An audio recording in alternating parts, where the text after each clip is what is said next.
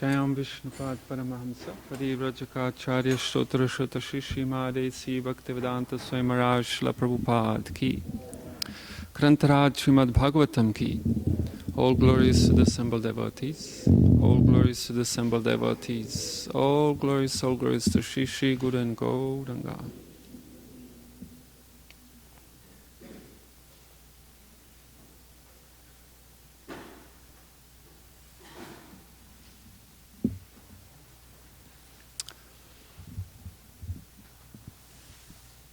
Someone's got the book.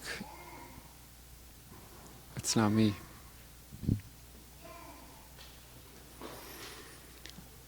Om Namo Bhagavate Vasudevaya.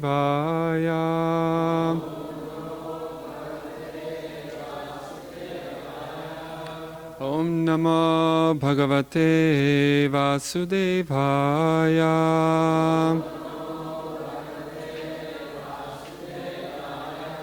Om Namo Bhagavate Vasudevaya.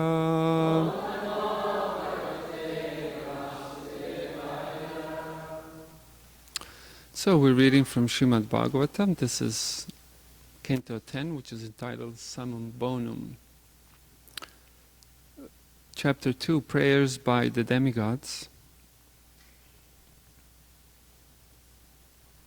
Text 6.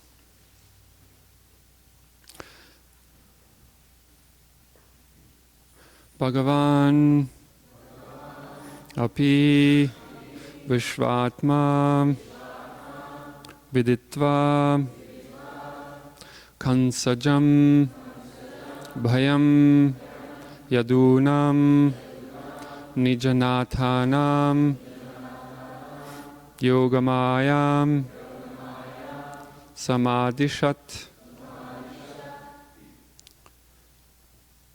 Bhagavan api vishvatma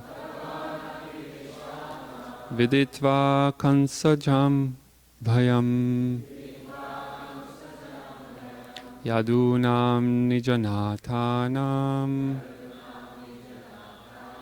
yogamayam samadhishat. Bhagavan api vishvatma viditva kansajam bhayam yadunam nijanathanam yogamayam samadhishat. Please chant.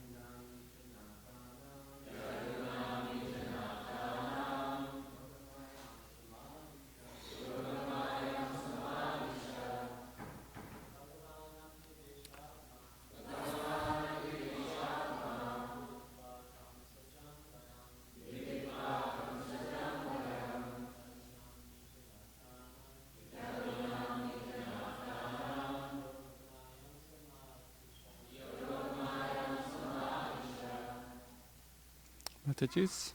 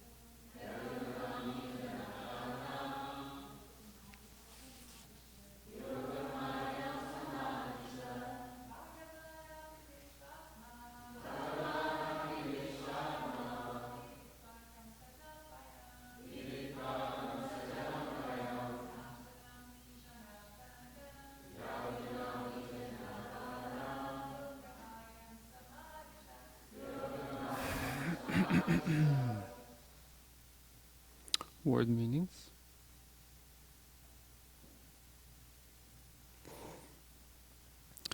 Bhagavan Shri Krishna, the Supreme Personality of Godhead. Api, also. Vishvatma, who is the super soul of everyone. Viditva, understanding the position of the Yadus and his other devotees. Kansajam, because of Kansa.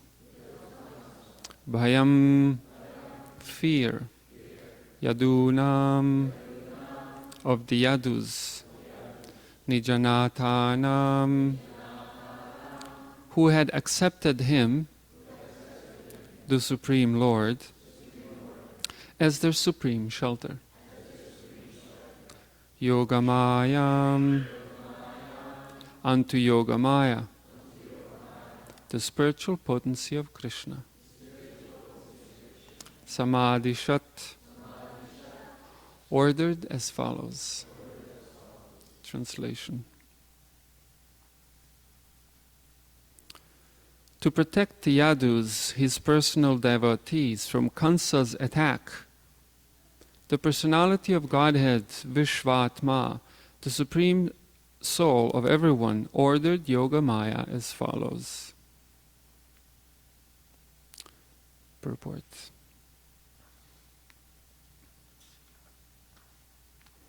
The word Bhagavan Api Vishvatma Viditva Kansajambhayam are commented upon by Srila Sanatana Goswami. Bhagavan Swayam is Krishna, Krishnastu Bhagavan Swayam. He is Vishvatma, the original supersoul of everyone, because his plenary portion expands as the supersoul. This is confirmed in Bhagavad Gita 13.3, Kshetragyam chapi mam vidi sarva kshetrashu bharata. Lord Krishna is the Kshetragya, or supersoul, of all living entities. He is the original source of all expansions of the personality of Godhead. There are hundreds and thousands of plenary expansions of Vishnu, such as Sankarshana, Pradyumna, Aniruddha, and Vasudeva. But here, in this material world, the Vishvatma, the supersoul for all living entities, is Kshirodakashayi Vishnu. As stated in Bhagavad Gita 1861, Ishvara Sarva Bhutanam Hridesher Junatishtati. The Supreme Lord is situated in the heart of all living entities, O Arjuna. End quote. Krishna is actually Vishvatma by his plenary expansion as Vishnu Tattva. Yet because of his affection for his devotees, he acts as supersoul to give them direction. Sarvasya chaham hridisannivishta madhasmritir jnanam apohanam cha. The affairs of the supersoul pertain to Kshirodakashayi Vishnu, but Krishna took compassion on Devaki, his devotee, because he understood her fear of Kansa's persecution. A pure devotee is always fearful of material existence.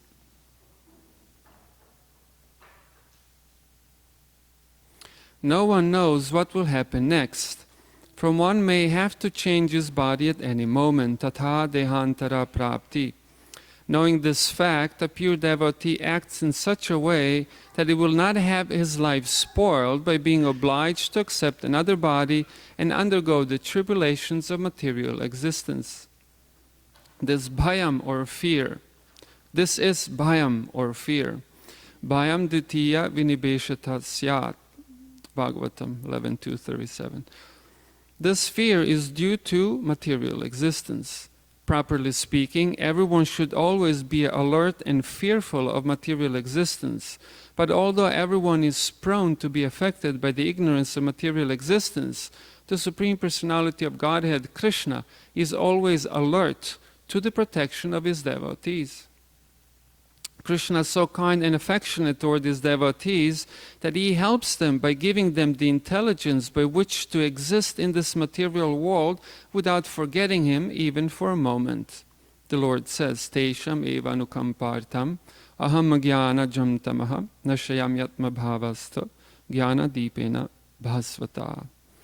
That is, out of compassion for them, I, dwelling in their hearts, destroy with a shining lamp of knowledge the darkness born of ignorance. Gita 10:11. The word yoga means link. Any system of yoga is an attempt to reconnect our broken relationship with the Supreme Personality of Godhead. There are different types of yoga, of which Bhakti yoga is the best. In other yoga systems, one must undergo various processes before attaining perfection. But Bhakti yoga is direct. The Lord says in Bhagavad Gita 6:47, Yoginam api sarvesham madgatenantaratmana shadavan bhajate yomam same yuktatamo mataha. Of all yogis, he who always abides in me with great faith, worshipping me in transcendental loving service, is most intimately united with me in yoga and is the highest of all. For the Bhakti Yogi, a human body is guaranteed in the next existence, as stated by Lord Krishna, Shuchi nam shimatam gehe yoga bhrashta vijayate. Yoga Maya is the spiritual potency of the Lord. Out of affection for his devotees, the Lord always stays in spiritual touch with them. Although otherwise, his Maya potency is so strong that she bewilders even exalted demigods like Brahma. Therefore, the Lord's potency is called Yoga Maya. Since the Lord is Vishvatma, he immediately ordered Yoga Maya to give protection to Devaki.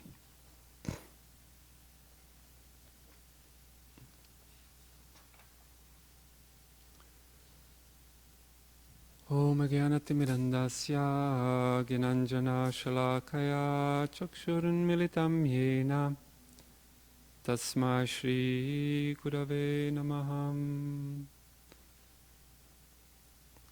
Mukham karati vachalam pangum langate girim yat kripatamaham bande Shri Gurum Dinataranam.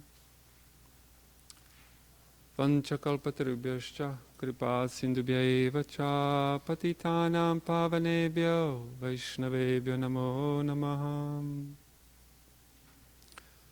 Shri Krishna Chaitanya Prabhu Nityananda Shri Advaita Gadadhar Shrivasadi Gaura Bhakta Vrindam. Hare Krishna Krishna Krishna Hare Hare Hare Rama Rama Rama Hare Hare. To protect Yadus, his personal devotees, from Kamsa's attack, the personality of Godhead Vishvatma, the supreme soul of everyone, ordered Yoga Maya as follows.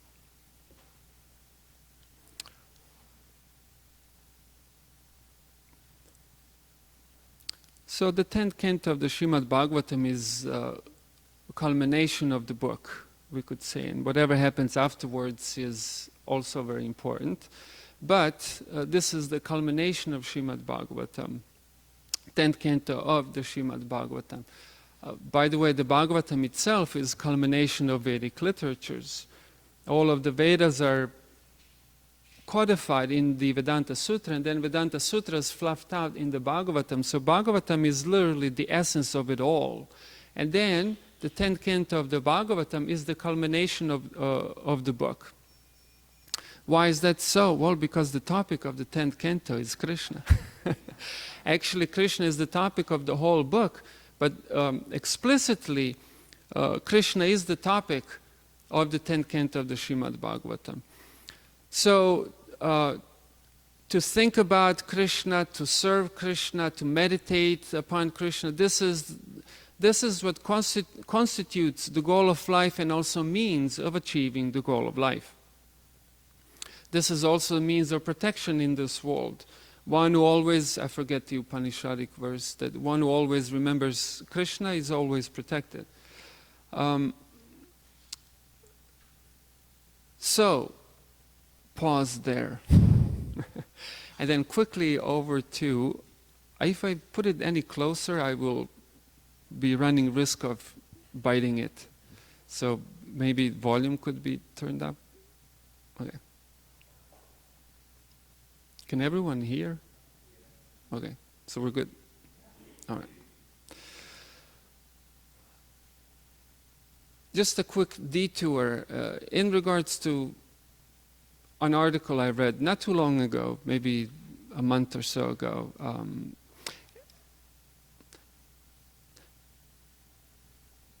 Materialists, they're really hard to try to avoid Krishna, and they try to avoid anything spiritual, anything metaphysical, soul, God, these kind of things they try to avoid because they're materialists by definition. Materialist is one who thinks that there's nothing outside of matter. Everything there is matter, and therefore all that is to be understood is matter, and that matter is to be understood through matter. And whatever, there's nothing besides matter. Everything is simply interaction of material particles. And so they also try to explain, the article tried to explain higher consciousness versus lower consciousness in biological terms, by literally describing the brain and how they map the brain, etc., etc. Of course, these kind of people, they also make claims that things such as religion are illusory because you see, if you can stimulate, there's a specific section of the brain, if you stimulate, you may have religious experiences. I'm not going to get into it, but in other words, they're really confusing two things. They're confusing the source with the media or conductor. In other words, the brain merely conducts consciousness, just like water passes through a hose, and if you do something to the hose, well, you will have influenced the water, but a hose, and specifically that spot where you influence the hose, is not the source of water. Water exists outside of the hose and independent of the hose. Just the fact that you can manipulate the hose and therefore you can manipulate the appearance of water does not mean that the hose is the source of water. So that's why I'm not going to get into it. It's actually a really bad argument. But so this article, interestingly, it was cute in many ways, not very intelligent, but certain aspects of this article I found relevant. So they say that literally as there is higher and lower consciousness, there's also higher and lower brain. As a matter of fact, they say that if you think and psychologically function in terms of lower consciousness, literally your lower brain lights up. And they can, of course, they map the brain so they can see all this. And when you think in terms, when you have elevated thoughts, then the upper portion, like physically upper portion of your brain lights up.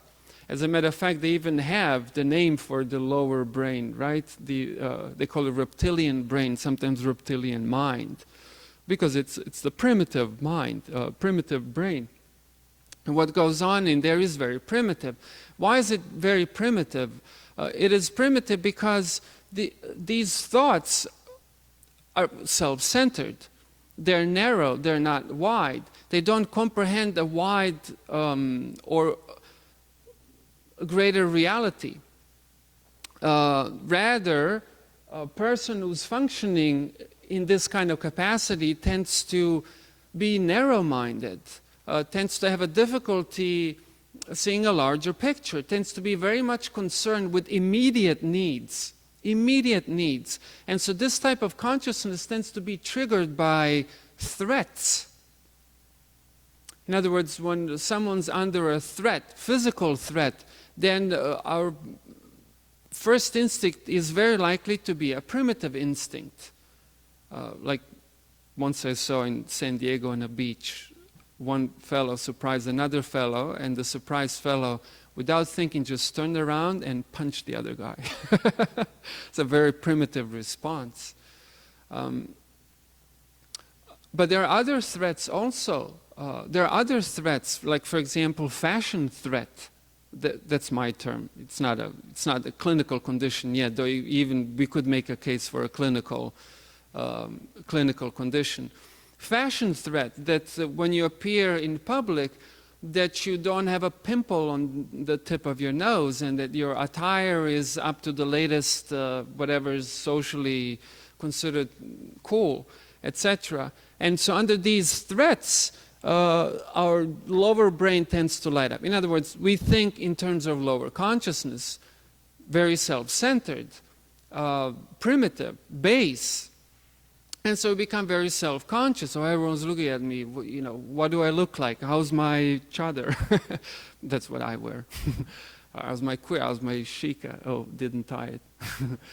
Etc., etc. And so instead of thinking in big terms, comprehending the large reality, one shrinks down to immediate reality and thinks in very narrow terms, and tends to often behave like an animal, in a unsophisticated animal or a bit more of a sophisticated animal. But these are very basic functions of very basic psychological functions of a being. And so on this plane, the person experiences fear, tends to think in terms of competition, etc., etc. Whereas when one is experiencing, as they say, higher consciousness, then one starts to see a larger picture. And they say that usually this type of thinking is triggered when you step away. When you're not, the tendency to think like this is when you're not under immediate threat. There's no fashion threat. There's no hunger threat. There's no physical threat. There's no threat of embarrassment, etc., etc. And usually these moments, as they say, when you're out in the nature watching the sunset, whatever, none of these threats. You're at your leisure moment, and things are beautiful and relaxed around, and you start to have profound thoughts. And so when you're not under a threat, then you start to think more, your thinking starts to expand. And then you decentralize. This is very important. If you're centralized, if you perceive this world from your own little position, then how accurate can that be? That's literally egocentric worldview. In Krishna consciousness, for example, we're taught to see the world from Krishna's point of view, which is a large point of view. But when you function in terms of lower nature, then you're very self-centered. And so you become decentralized in the sense that you don't think anymore, at this point, you don't think of your immediate needs responding to these gross and subtle threats, but you're starting to think of other beings. You start to see a larger picture. You start to see yourself not as all and be all, but you see yourself as just one little unit in a large picture. You start to see time as not just some kind of immediate thing that brings you food on the table and brings you a girlfriend or boyfriend or the latest gadget or takes it away from you. But you see time in huge brackets. You see huge spans of time, and you ask yourself, what's the point of it all? Where does this all lead to? Etc., etc. I think, let me see.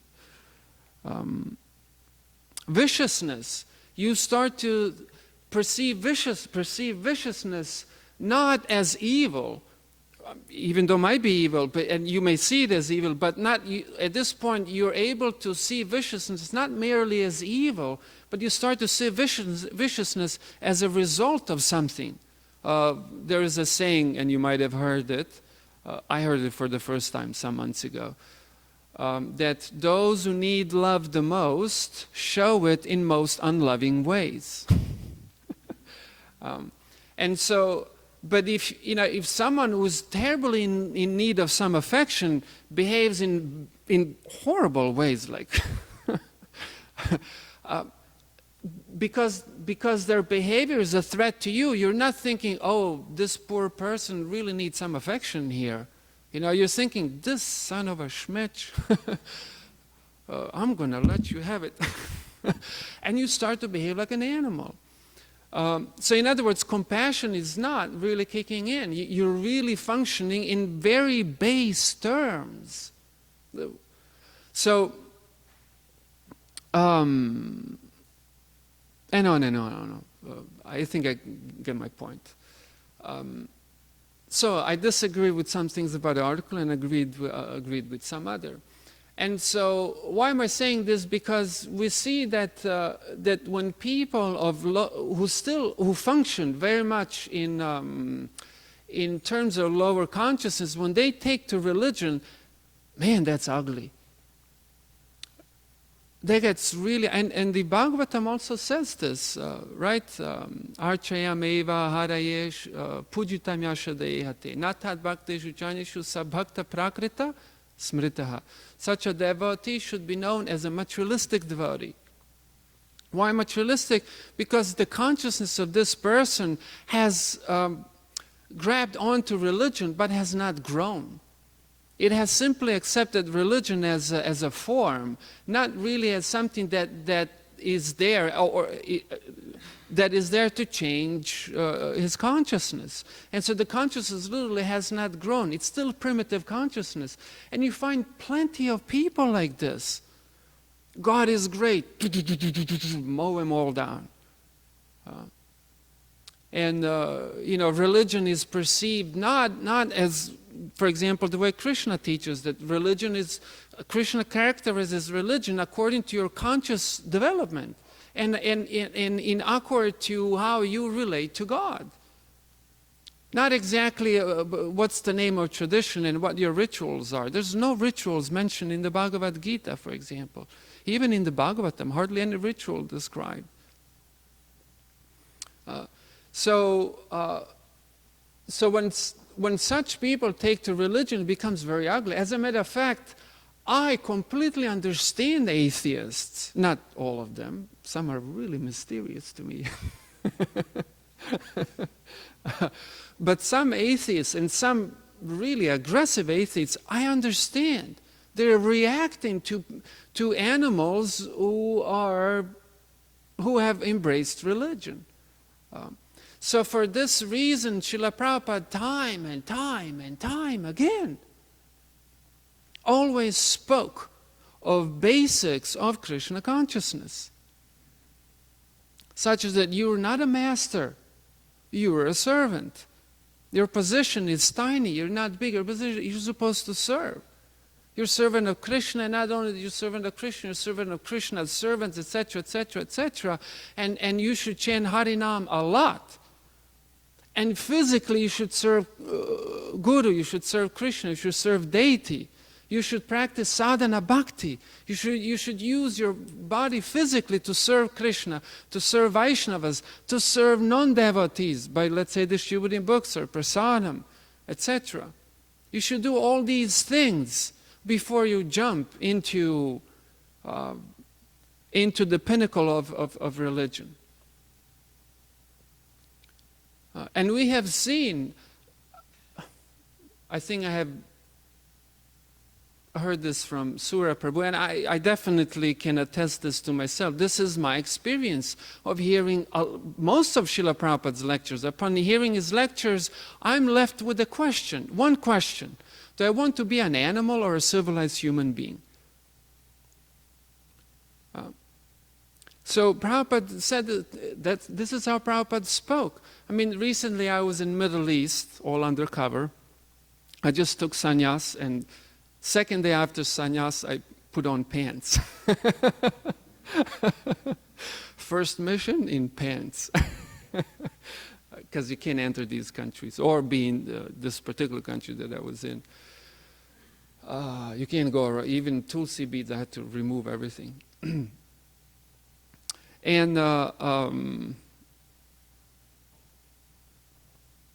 what I was going to say now slipped my mind in regards to Prabhupada. Yes.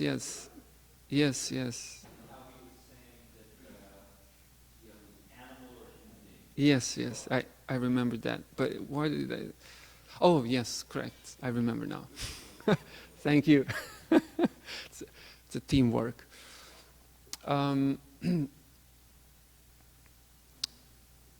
It was Gaur Purnima. And so I looked up lectures for inspiration, lectures that Srila Prabhupada gave on Gaur Purnima. And for God's sake, Prabhupada didn't even speak about Lord Chaitanya. And this is not the only one Prabhupada did. If you look at Prabhupada's lectures, I think it's very important that we understand Srila Prabhupada's attitude towards all these matters. And I personally think ISKCON could be, broadly speaking, as if ISKCON is one entity, but in ISKCON I think we could be a little more conservative into how we follow Srila Prabhupada and practice Krishna consciousness. So Srila Prabhupada started the lecture by saying, on this day, Sri Chaitanya Mahaprabhu appeared on a full moon day, and on a full moon day, everyone's bathing in Ganga, and there were all these Brahmins chanting in the river, and then he went on to talk about Brahmins and Varnashrama till the end of the lecture on Gaur Purnima. Prabhupada did the same thing on Radhashtami, spoke on Dehinosmin Yatha Dehe. And this is not because we were stupid and couldn't comprehend anymore. But his guru did the same. If you listen to lectures of Srila Saraswati Thakur, did very much the same. He was criticized for coming to Radha Kund and speaking on Upanishads. This is like ultimate offense to those Babajis. I guess those who are not familiar with Vaishnava history may be wondering what am I talking about, but I think you're broadcasting this, right? So sorry if I'm losing sections of the audience. And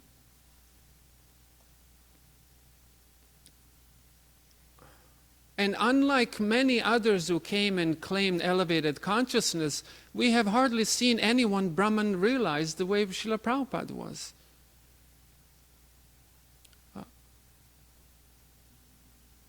Prabhupada didn't go around, and I'm going to upset some people right now, so please forgive me, but, and we can argue this point afterwards if you want to, but some people, right, we had experience, came and became possessive of ISKCON, as if ISKCON should have become their property. I mean, where's the elevation of consciousness? Where's the Brahman realization? Lacking. So I don't mean to be disrespectful, but this is very important, I think. So I feel urged to say this. And so the process of, yes, Yasyam Vaishrumanayam Krishna Paramapurusha, right? What's the third line? Something,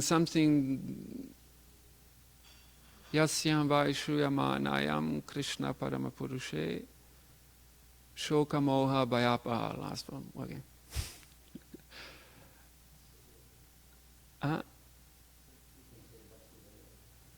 No, something about bringing the soul closer to Krishna is the third line. I can't remember right now. But this is the process. The process is to hear about Krishna. The process is to be absorbed in Krishna. This is pinnacle here, the 10th canto of the Bhagavatam. We hear about Krishna's appearance in this world, Krishna's divinity, how the demigods came and offered prayers, etc., etc. This is the pinnacle. So yes, the process is to think about Krishna, to speak about Krishna, to serve Krishna, to meditate upon Krishna, and all this. But unless this is done in such a way that we're actually mastering the basics, such as that we don't act in an animalistic consciousness, that we actually see ourselves as a soul, that we see other beings as souls, as Krishna teaches in the Bhagavad Gita, that the person who's sattvic by nature, the person whose consciousness is in the mode of goodness, sees one spiritual nature everywhere as the fundamental nature of beings. And differences are merely peripheral. The color of the skin, the gender, the height, the so-called erudition. In India, they kind of stopped doing it, but I was annoyed for years. Prabhuji, what is your educational qualification? Like, what? And this is coming from a devotee. And then, on the other hand, the person whose consciousness is rajasic, passionate, such a person sees differences as fundamental. In other words, that fundamentally who we are, we're different. This literally means if we in our consciousness feel an urge or allowance to be abusive of another being, or insensitive, unnecessarily insensitive towards another being, means we're rajasic at best, if not tamasic, in our consciousness. This is something that requires practice. A lot of harinam, a lot of hearing from wise souls such as Srila Prabhupada. A lot of reading Srila Prabhupada's books. Hearing time and time again. You're not a soul. They really imbibe this to start to perceive ourselves as spiritual beings. They start to see other beings as spiritual beings. And therefore, then later on that moves on, and then you start to see religion as as a qualitative concept rather than a set of rituals. And you have issues with people because they don't belong to the same team. This is again same animalistic consciousness where you see you see the hard boundaries in between. But Srila Prabhupada said time and time again that Krishna consciousness is not religion in the conventional sense of the term. But it is the soul proper. These are Prabhupada's words. It is the soul proper. So that is how we ought to hear about Krishna. That is how we ought to read Srimad Bhagavatam. That is how we ought to relate to the 10th canto. And by the way, 10th canto is the 10th canto. It's not the first canto, if you noticed. So it takes a while to get here. In other words, it is understood that by the time you get here, you will have gotten purified a bit, to where you begin to see yourself as a spirit soul and not act on the platform of constantly being under a threat, that kind of lower consciousness. But we see when Srila Prabhupada wrote Krishna book, he wrote it in such a way that it's foolproof. It's probably not maha mega foolproof. You can be like such a serious fool that even Prabhupada's Krishna book won't help.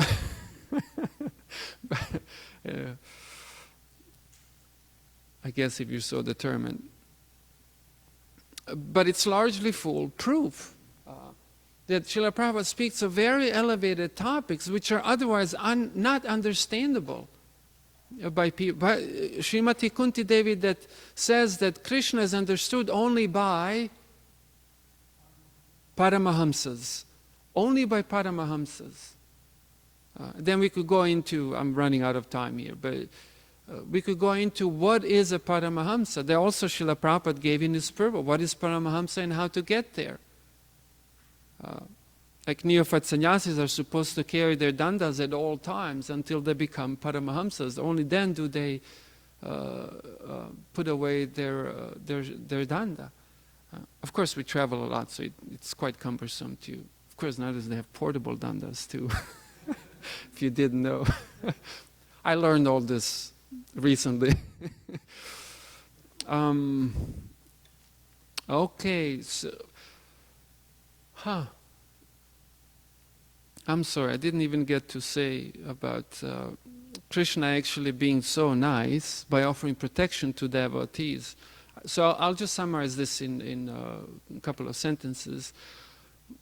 That is that, and Srila Prabhupada said this many times in his lectures, that whoever holds on to Krishna's lotus feet will be protected by Krishna. And as long as we're trying to hang in there and hold on. To hold on to Krishna means to hold on to the instructions of the spiritual master. That's what it means. And as long as we're trying to do this and we're sincerely doing this, then we are going to enjoy Krishna's protection. Oh my goodness, so many examples.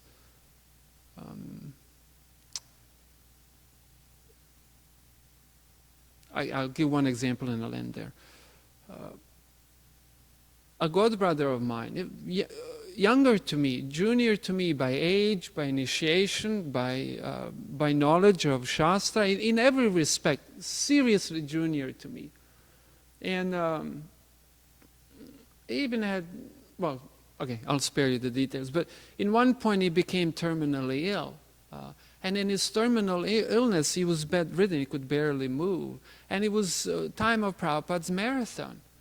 And how did he spend this December, last days of his life? Well, he was definitely reading Srila Prabhupada's books, hearing Srila Prabhupada's lectures, but he was also distributing Srila Prabhupada's books. He was serving the mission of the spiritual master. And he was doing it by phone. I mean, I don't know how, well, like, why do you do that? Like, what, you can get a phone book and like, do the what they call that, telesales? Telemarketing, you know, the worst of all jobs, because no one wants to get one of those calls.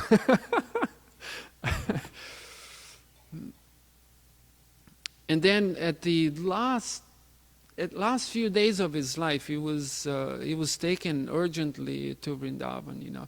And all of a sudden, there were all signs of auspiciousness. Like everyone, there was no devotee who didn't think this person is going back to Godhead, which means he became a pure devotee. No one thought this person is not going back to Godhead. And all the symptoms are the cows passing, I don't remember. I mean, I know so many devotees who passed away in Vrindavan, but some or other when this little brahmachari passed away, it was all over, it was maybe like a decade ago or so. It was all over the internet, it became a celebrity all of a sudden. And his guru was there, our Guru Maharaj was there, everything was there. And this kind of auspiciousness, he passed away. And now Krishna took very nice care of him. Because he tried to hold on to the instructions of his spiritual master. This is not baby stuff. This is serious stuff. Otherwise we see when people all over consciousness take to religion, it's ugly. You can't have capacity to digest Krishna. If there's mounds and mounds of pride, etc. So anyhow, I'm rambling at this point. Please forgive me. Do we have time for questions and answers? Oh, we do. Okay. I thought it ends at 8:15. Okay. I do as I'm told. So. Archita Prabhu says there is time, so if there's any questions or comments. This is religion of higher consciousness.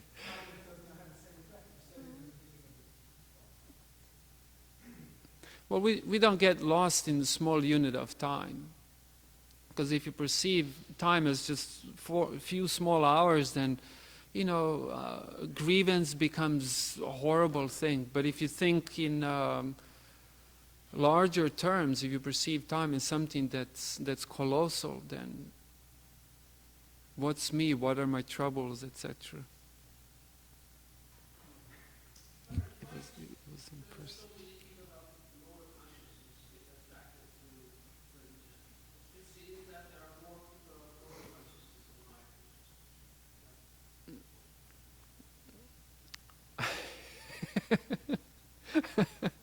Well, people lower consciousness are attracted to everything and anything, and religion is a wonderful product.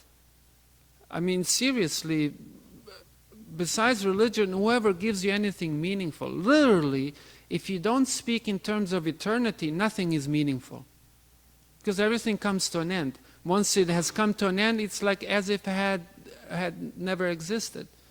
What's the point? Literally, existence is meaningless. And therefore people have to, because they live meaningless lives, therefore they have to compensate. Get on Facebook, oh, universe, people, send me some love, I'm having tough time, something. You're having tough time because you live a useless life, so you are useless. Live a useful life. Live a spiritual life and you'll be naturally useful. You'll never feel despondent.